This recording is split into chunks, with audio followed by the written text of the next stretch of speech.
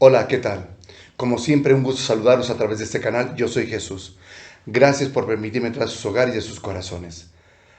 Les invito a participar el día de mañana, 26 de febrero, de 10 de la mañana a 12 del día, a la conferencia virtual titulada Sanando las heridas de la infancia.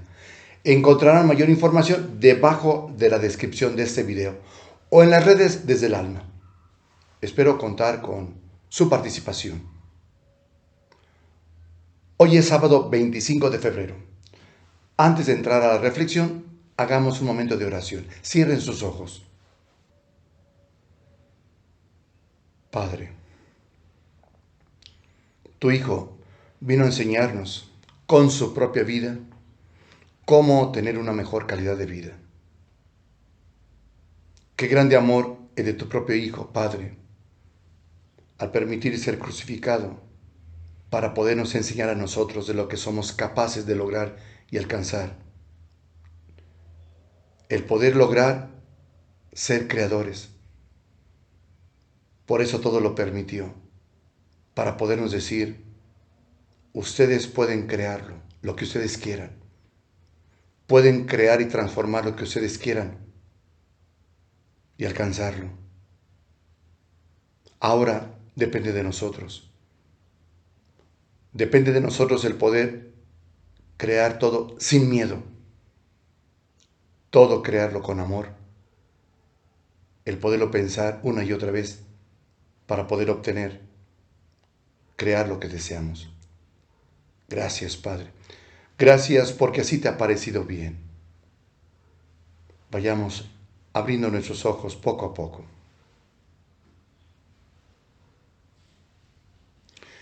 Cuando yo digo que soy misericordia, es porque ya lo experimenté con mi propia vida. Y lo supe compartir con quien lo requería. Además, lo experimenté siempre. Lo sigo experimentando. Por eso, para ser creadores, no basta solamente con pensarlo. Nos lleva a pensar lo que deseamos hacerlo y convertirnos en creadores. Y lo hacemos con aquella persona que lo requiere. Compartimos nuestra vida con todos aquellos que así lo desean. Por eso soy creador, porque mis pensamientos son creadores, pero no desfallezco y lo sigo creando, lo sigo pensando hasta que se realiza.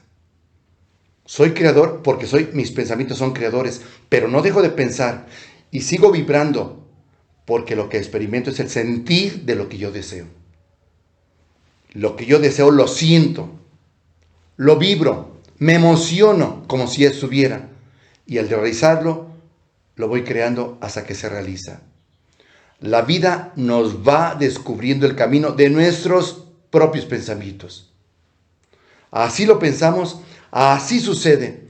Pensamos con miedo una y otra vez y tarde que temprano llega el miedo. Porque lo hemos creado nosotros mismos. ¿Verdad que nosotros hemos creado el miedo? Sí. Cristo vino porque el pueblo añoraba un Salvador ante tantas injusticias.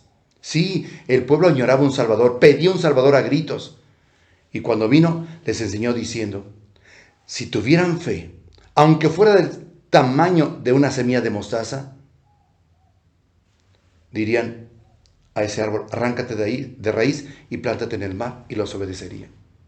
Pero sucede que nosotros siempre hay un pensamiento detrás, detrás y detrás. ¿Y cuál es ese pensamiento? Se nos hace difícil. Siempre decimos que no se puede. ¿Cómo ni pensarlo? Es imposible. Ese es el problema. Que no hemos vencido ese tipo de tentaciones en el cual siempre pensamos que no se puede. O tenemos el miedo. Miedo a decir, no, ¿cómo va a ser posible? No, pues eso no se, no, eso no viene de Dios. Ese es tu error. Ese ha sido el error siempre. No puedes comprobar, experimentarlo en ti mismo, lo que tú puedes hacer. Y te has negado, te has bloqueado para poder seguir permaneciendo en lo mismo. ¿Por qué crees lo que hemos platicado? Que no pasamos de lo mismo. No salimos de nuestro propio estancamiento porque seguimos pensando igual. porque decimos que eso es imposible. Por eso, como ya lo pensamos así, así va a ser. Se va a hacer todo imposible. ¿Cuánto trabajo ha costado a muchas personas ir cambiando de mentalidad? Efectivamente. ¿Por qué? Porque hemos dicho años y años pensando de la misma manera. Cristo les habló de un cambio de mentalidad. Lo escucharon, se emocionaron, pero tuvieron miedo y pensaron que era difícil cambiar de mentalidad. Ese fue el error. Ese ha sido siempre nuestro propio error. Todo lo pensamos como imposible. Todo siempre lo pensamos como algo difícil de poder realizar. ¿Qué no hemos dicho que somos creadores? ¿Por qué no crees en ti? Ya lo dijo Cristo en la reflexión de ayer. Si no creen en ustedes mismos, crean en mí. Vean lo que yo hice. Vean lo que Cristo logró. Vean lo que Cristo destruyó. La muerte, la miseria. ¿Y nosotros hasta cuándo? Seguimos pensando lo mismo. Los que creyeron en Cristo Jesús, en ese cambio de mentalidad y cambio de vida, fueron avanzando y fueron creciendo.